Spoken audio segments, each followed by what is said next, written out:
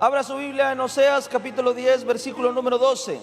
Sembrad para vosotros en justicia, segad para vosotros en misericordia, haced para vosotros barbecho, porque es el tiempo de buscar a Jehová hasta que venga y os enseñe y nos enseñe justicia. Quiero empezar a predicar sobre esto, y empecé a explicar sobre que cuando la Biblia habla sobre la tierra, habla específicamente sobre el corazón. Amén. Cuando Jesús trae la parábola del sembrador y empieza a hablar sobre la semilla que cae en la tierra, está dando una parábola acerca del corazón. Amén. ¿Qué es lo que pasa cuando un corazón está duro? Y el miércoles estuve predicando sobre eso. Dice que la semilla cayó en el camino, y que cuando cae en el camino, dice que los cuervos vinieron y comieron esa semilla. Se refiere a que cuando puse el ejemplo, que cuando estás en algún rancho, en algún terreno, tú ves el terreno de una forma, pero cuando un carro pasa seguido por ahí, o cuando una persona camina seguido por ahí, lo que hace es que la tierra se pone dura. Amén. Y cuando la tierra está dura, se forma el camino. Y te das cuenta que un camino está formado cuando no hay césped, cuando no hay nada verde. Amén. Entonces tú puedes llegar a un lugar y puedes darte cuenta dónde pasa la gente normalmente o cuál es el camino, porque simplemente la tierra está muerta. Amén. La Biblia habla que la semilla que cae junto al camino habla del corazón que está duro, habla del corazón que está protegido. Amén. Y empecé a explicar sobre que hay muchas personas que tienen un corazón duro, y tienen ese corazón duro porque han sido lastimados tanto que han decidido cerrarlo y han decidido protegerlo. Amén. Y protegerlo está bien. El problema es que cuando una persona endurece su corazón, sufre más que lo bueno que recibe. Amén. Porque en el camino quizá no crece tampoco hierba mala, pero tampoco crece nada de buen fruto. Cuando una persona decide cerrar su corazón, esa persona no solamente está prohibiendo que lo malo entre a su corazón, sino también está prohibiendo que lo bueno entre a su corazón. ¿Está conmigo? Así que la voluntad de Dios no es que cierres tu corazón. La voluntad de Dios es que aprendas a conocer y identificar lo bueno y lo malo, y abras tu corazón a lo bueno y aprendas a cerrarlo hacia lo malo. Amén. Amén. La voluntad de Dios no es que endurezcas tu corazón, porque si lo endureces, no solo no recibes lo malo, sino que tampoco recibes lo bueno. Y fuiste diseñado para dar fruto. Amén. Y cuando leemos este capítulo, Oseas capítulo 10, verso 12, ¿puedes ponérmelo? Oseas capítulo 10, verso 12, dice así: sembrad para vosotros en justicia, segad para vosotros en misericordia. Y después dice esta palabra, que a lo mejor nunca la habías escuchado. Dice así: haced para vosotros, diga conmigo, barbecho. ¿Qué es barbecho? ¿Y por qué la Biblia dice esto? La palabra barbecho se usa específicamente para cuando hay un terreno duro y empiezas a romperlo, a trabajarlo para que la tierra vuelva a ser suave. Amén. Entonces el barbecho es eso, identificar una tierra dura y empezar a ararla para empezar a suavizarla. Otra es para que le entre luz, amén, le entre aire a la tierra, y de esa manera la semilla, cuando sea depositada, pueda entrar, y no solo eso, pueda recibir nutrientes. Amén. Entonces la Biblia dice: haced para vosotros barbecho. En pocas palabras, haced para vosotros el corazón duro, hay que trabajarlo. Amén. Dile al que está a tu lado: tienes que trabajar el corazón duro. Amén. Tienes que hacer barbecho en tu corazón. ¿Ok? Oseas lo dice así. Dice, porque es el tiempo de buscar a quién. ¿Es el tiempo de buscar a quién?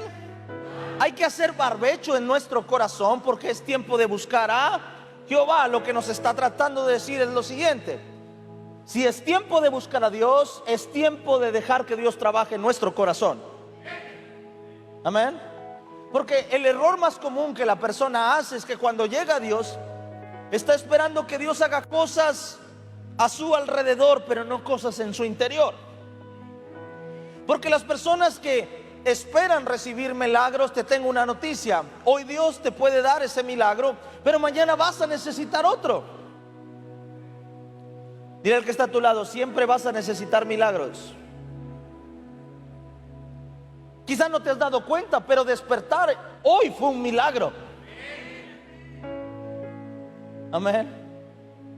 Seguir vivo hoy es un milagro.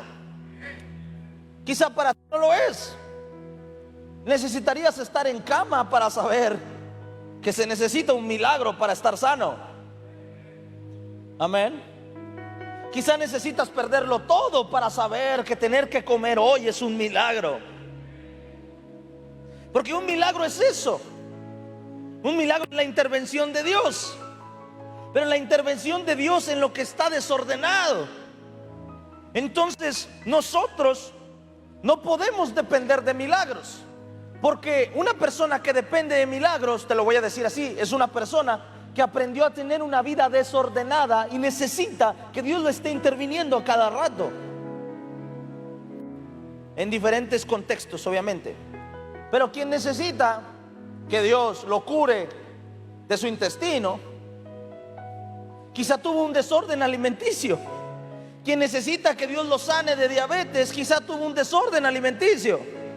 Quien necesita que Dios lo sane de una pierna o de un brazo, tuvo un desorden quizás anterior, que se colgó donde no se tenía que colgar, se aventó de donde no se tenía que aventar. Amén. Tuvo un desorden y ahora provoca que Dios haga un milagro en su vida.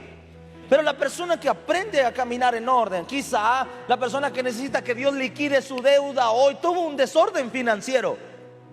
La persona que constantemente está necesitando milagros, en su mayoría, no puedo decir que siempre, en su mayoría es el resultado de un desorden. Entonces lo que necesitamos nosotros hoy, empezar a buscar a Dios. Pero dice la Biblia, pero si necesitas buscar a Dios, lo primero que tengo que hacer es ordenar tu corazón. Así que lo mejor que te puede pasar hoy, o lo mejor que te puede pasar en esta iglesia, es que tú vengas acá y Dios trabaje con tu corazón. Lo mejor que te puede pasar hoy es dejar que Dios empiece a trabajar con tu vida. Amén.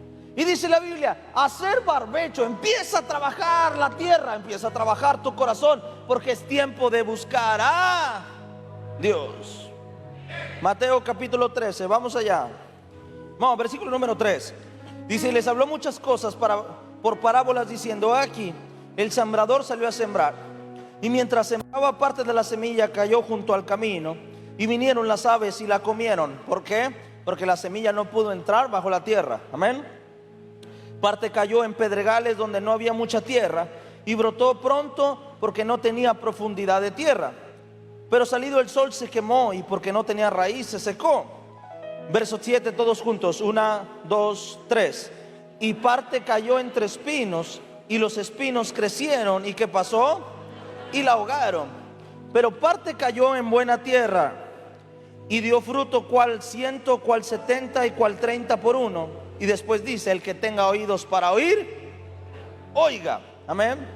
Dice, pero parte cayó en buena tierra. Y la que cayó en buena tierra, este dio su fruto al 100, al 70 y al 30%. Amén. Vamos al verso número 22. Y en el verso número 22 dice así: el que fue sembrado entre espinos, este es el que oye la palabra, pero el afán de ¿qué? De este siglo y el engaño de las riquezas ahogan la palabra y se hace infructuosa. La Biblia nos enseña lo siguiente. Hay otro tipo de tierra, pero dice la Biblia, hacer barbecho sobre la tierra dura. Una vez que trabajas la tierra dura, dice, hay otro tipo de tierra, y es la tierra a la que le crecen espinos. Es la tierra a la que le crece hierba mala. Amén. Dice, y esta tierra, la semilla entra, pero la hierba mala o la maleza crece también junto a la semilla y la ahoga y le roba la luz del sol Dice, y al final la hierba termina creciendo y la semilla que iba a crecer muere. Aquí no, el problema no es que la tierra sea mala, aquí el problema es que no fue limpiada. Diga conmigo, no fue limpiada. Entonces, al final, no es que el corazón de una persona esté mal, sino que el corazón de una persona no está limpiado. Amén. Cuando nosotros trabajamos la tierra y ponemos la semilla empieza a crecer. Pero lo siguiente que nosotros tenemos que hacer es empezar a limpiar esa semilla. Después Jesús dio otra parábola, que fue la parábola del trigo y la cizaña. ¿Se acuerdan? Que el trigo crece y la cizaña crecen juntas, pero tienes que limpiar, quitar la cizaña, porque si no ahoga el trigo. Amén. Y el trigo se muere.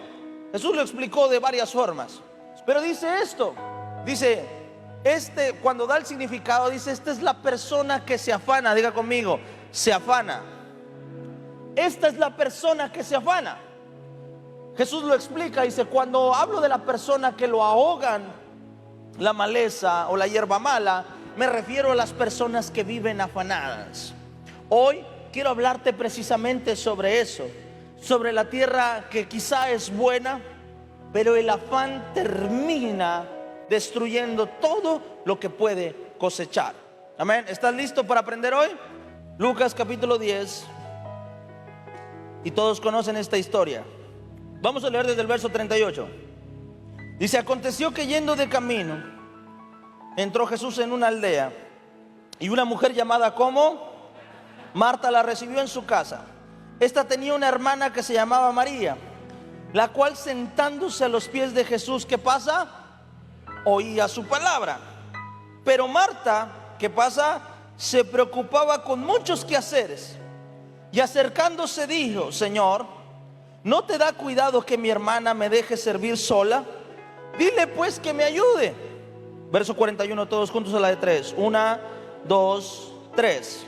Respondiendo Jesús le dijo, Marta, Marta, afanada y turbada estás con muchas cosas, pero solo una cosa es necesaria, y María ha escogido la buena parte, la cual no le será quitada. Quiero que te imagines esta historia.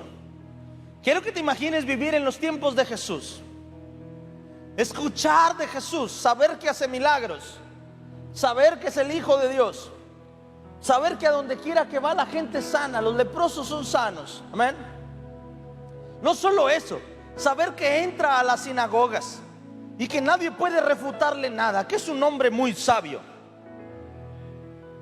Y de repente te das cuenta que ese Jesús llega a tu casa. Y cuando ese Jesús llega a tu casa, tu hermana se sienta a escuchar sus palabras. Yo no sé tú, pero si yo conociera a Jesús en ese tiempo, por lo menos creería que tiene algo importante que contar. Aunque no creyera en Él, solo por chismoso me sentaría y le diría, oye Jesús, ¿qué tan cierto es que los fariseos te quieren arrestar? ¿Qué tan cierto es que te peleaste con aquel fariseo porque sanaste en el día de reposo? Ah, sí, sí. Cuéntame, Jesús. Y María se sienta, quizá por chismosa o por floja. Marta se pone a recoger porque había muchos quehaceres. Y el problema no es que Marta se ponga a recoger, el problema es que Marta la hace de bronca. Y se acerca con Jesús y le dice, Jesús, dile algo a María, se está pasando de floja. Dice, en pocas palabras le dice, ¿no estás viendo todo el quehacer que hay, Jesús, y mi hermana me deja sola? Dile algo. Y el Señor le dice, Marta, Marta. Lo repite 2 veces, diga conmigo, Marta, Marta. Jesús en pocas palabras dice, no, mijita, la que está mala aquí eres tú. Dice, porque estás afanada. ¿Qué es el afán? Escucha, ¿qué es el afán? El afán no es exceso de trabajo, el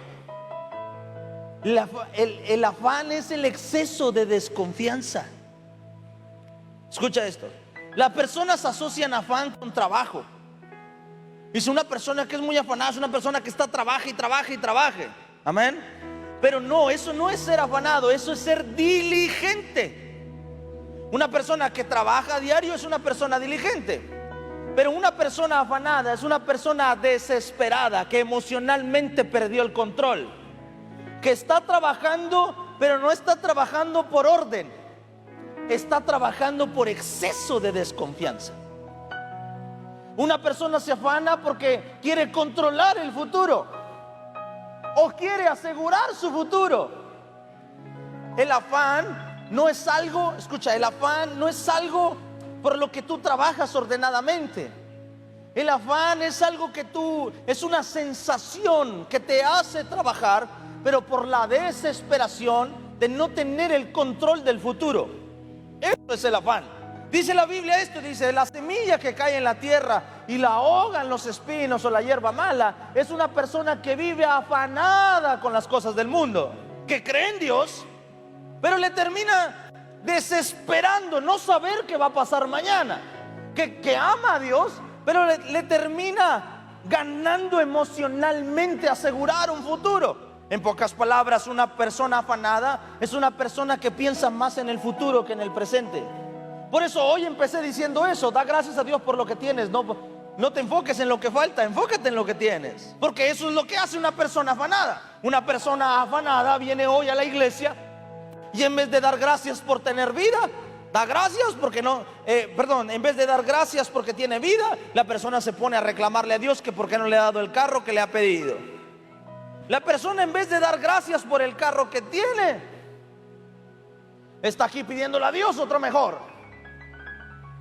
La persona que está afanada está aquí triste.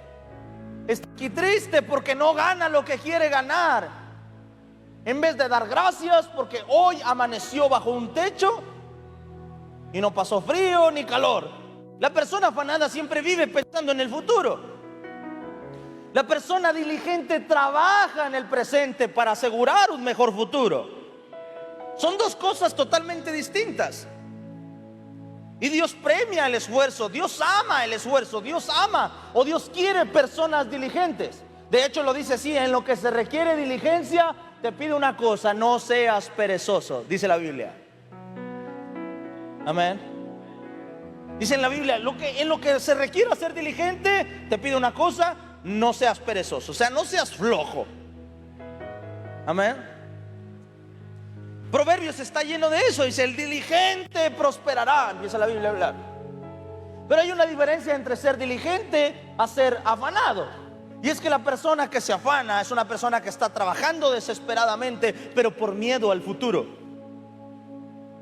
por desconfianza en lo que va a pasar mañana. Y te voy a decir una cosa: esta persona, la persona que está afanada en el mañana, es una persona que, aunque tiene semilla buena, aunque tiene principios buenos, al final los afanes de este mundo terminarán ahogando lo bueno que hay en su corazón. No puedes vivir esta vida afanado, porque en tu afán lo bueno que hay en ti lo va a destruir.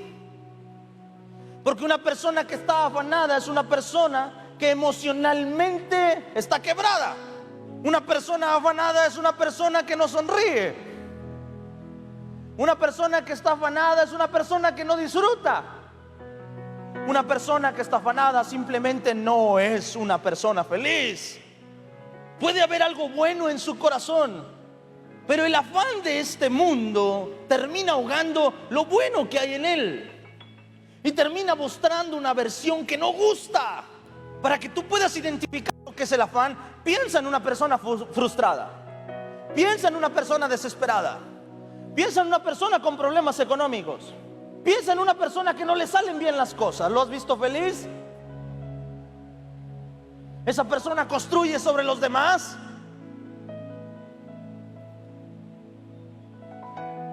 La Biblia dice una cosa: hay semilla buena, pero a veces cae sobre gente afanada, gente que está preocupada por cosas que no puede controlar.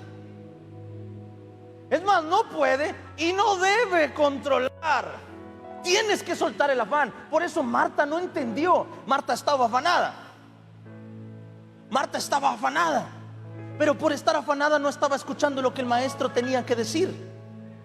Y no solo eso, intentó amargar a la persona que sí estaba sentada escuchando a Jesús. Porque una persona afanada siempre hace eso. A una persona afanada le desespera que otra persona esté tan tranquila. Marta en este momento estaba preocupada porque los trastes estuvieran limpios, porque la casa estuviera aseada, trapeada, barrida. Pero allí estaba Jesús. Estaba perdiendo su vida y no se había dado cuenta, por cosas que verdaderamente no eran importantes.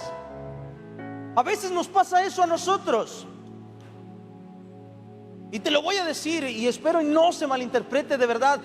Si lo entiendes de otra forma, ve al final y escucha la prédica 4 o 5 veces hasta que lo entiendas cómo es. Porque no significa tirarnos a la hamaca. Significa seguir trabajando, pero siendo diligentes, no afanados. Pero hay veces que estás tan afanado, que está pasando el tiempo y estás trabajando y estás logrando cosas, pero estás perdiendo otras que son más valiosas y no te has dado cuenta. El afán provoca esto. Yo termino siendo Marta cuando llego a la casa de Dios y en lugar de disfrutar su presencia, me pongo a hablar de todas las cosas que necesito. Yo termino siendo Marta cuando llego a la iglesia y en lugar de adorar, exaltar a Dios y escuchar a Dios, escuchar su palabra, en lugar de ser ministrado, en lugar de todo eso, me pongo, falta esto, falta aquello, mira aquella persona, mira aquel, mira el otro. Yo termino siendo Marta cuando estoy afanado con lo que está pasando a mi alrededor, en lugar de enfocarme de mirar a Jesús. Yo termino siendo Marta cuando empiezo a intentar hacer cosas, buscar cosas que no están en mis manos. Una persona afanada no es una persona que está trabajando a diario. Es una persona que trabaja por desesperación y por miedo al mañana. Hay una diferencia. Es que cuando una persona tiene orden, esa persona es diligente. La persona diligente camina sobre el orden. La persona afanada camina sobre la desesperación. Mateo capítulo 6 verso 25. ¿Qué dice Dios acerca del afán? Por tanto os digo, no os afanéis por vuestra vida, que habéis de comer o que habéis de beber. ¿Y quién de vosotros podrá, por mucho que se afane, añadir a su estatura un codo? El afán no resuelve problemas, pero sí te consume internamente, emocionalmente. Vea lo que dice este versículo. Dice, ¿y quién de vosotros podrá, por mucho que se afane, añadir a su estatura un codo? La Biblia dice, ¿por qué te preocupas? ¿Por qué te afanas? ¿Por qué vas a comer y vestir si al final eso no depende de ti? Dios está diciendo esto, escucha, Dios está diciendo esto, dice, afanarte por los placeres de este mundo es similar a que un chaparro se afane por crecer. Creer que es así, porque estás afanado. Y es que al afanado le cuesta creer que Dios le dará de comer y vestido, porque está acostumbrado a controlar o a querer controlar su futuro. Te voy a decir una cosa, normalmente el afanado siempre cree que lo que tiene ha sido por su esfuerzo, sin saber que lo que tiene ha sido por su misericordia. El que se afana en lo que va a comer y vestir es semejante a un chaparro que se afana por crecer. Dice que por mucho que se afane, ¿crees que va a crecer un codo? ¿Va a crecer centímetros, pulgadas? No. Dice, el afán no resuelve cosas. Diga conmigo, el afán no resuelve cosas, pero sí te consume emocionalmente. Una persona afanada no tiene paz. Una persona afanada siempre está de mal humor. Una persona afanada siempre dañará a otros. Y una persona afanada siempre va a querer ser entendida. Y cuando no es entendida, lastimará a otros. ¿Está conmigo? Una persona que persigue el futuro, creyendo que Él lo puede conquistar, es una persona que siempre estará afanada.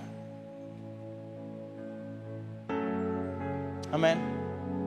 Una persona afanada dejó de dar gracias por lo que tiene. Y no solo dejó de dar gracias por lo que tiene, dejó de valorar lo que tiene. ¿Está conmigo? A su tiempo lo entendí. Pero te digo una cosa, soy una persona que no tiene miedo a perder todo lo que tiene. No tengo miedo a perder lo que para el mundo llama éxito. Porque sé que mientras que esté sano y tenga a Dios conmigo, puedo conquistarlo 10, 20, 30 veces. Amén. Amén. Cuando pienso en el negocio que tengo, el negocio a veces me consume mucho y a veces lo he soltado. Porque yo siempre lo he dicho, mi prioridad es Dios. Y a veces por cosas de la iglesia he tenido que abandonar mi negocio. Y me dicen, ¿no te da miedo a perderlo? Le digo, no, porque ese negocio yo no lo hice, Dios me lo dio. Y si lo pierdo, Dios puede darme otro. Tengo manos, sé trabajar, nunca le he tenido miedo al trabajo. Amén. Pero aprendí a ser diligente. Te voy a decir una cosa. Te lo voy a decir así. Tu negocio va a prosperar, no cuando te afanes, cuando seas diligente, cuando lo hagas bien. El éxito está asegurado en una persona diligente, no en una persona afanada. Cuando tiene prioridades y dice, mi negocio no vale más que mi familia, mi negocio no vale más que Dios. Cuando una persona tiene el control y deja de ser afanada, es cuando esta persona crece. Cuando se da cuenta que el negocio no es más importante que su casa, que el negocio no es más importante que Dios, que el negocio no es más importante que su propia vida, que las cosas que el mundo te ofrece no son más grandes que las cosas que Dios te ofrece. Cuando entiendo lo que Dios puede hacer y lo que puedo hacer yo, entonces camino confiado. No tengo miedo al mañana, no tengo miedo a lo que pueda pasar mañana, no tengo miedo si viene una crisis económica al país, no tengo miedo si viene un COVID, porque sé que no depende de cuánto me cuido, depende del dador de la vida si vivo o no vivo, depende del dador de la vida si sigo o no sigo, depende del que bendice.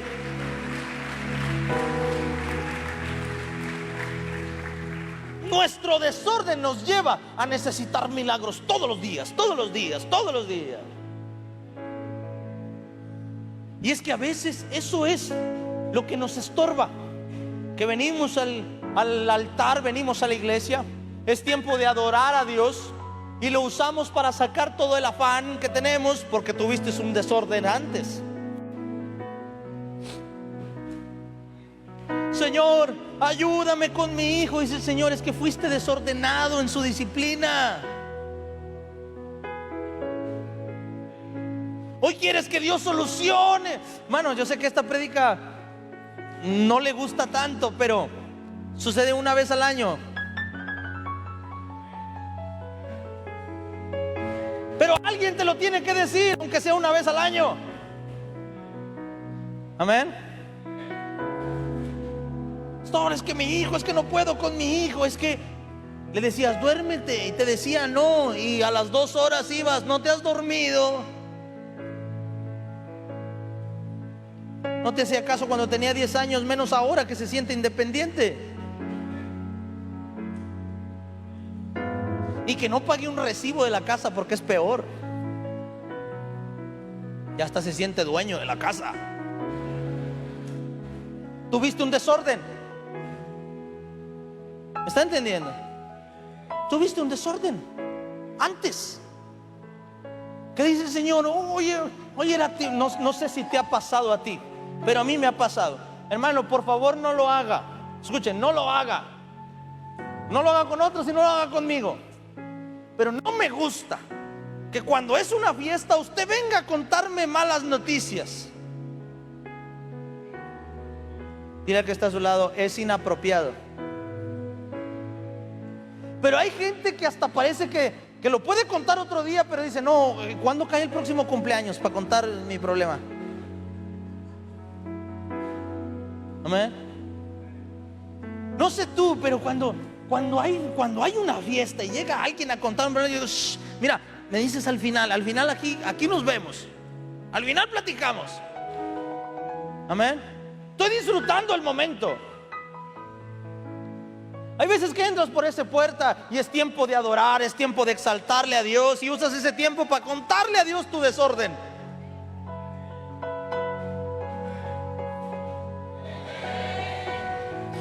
Hay un tiempo para eso. Es más, Dios ya lo sabe desde que entraste por esa puerta. Sabe que te afana, sabe que te preocupa, sabe que te desespera. Dios ya lo sabe. Cuando vengas a la iglesia es tiempo de adorar, es tiempo de exaltarlo, es tiempo de honrarlo. Y cuando eso suceda, dice el Señor, hay cosas que te afanas, yo tengo el control de ellas, dame el control de ellas.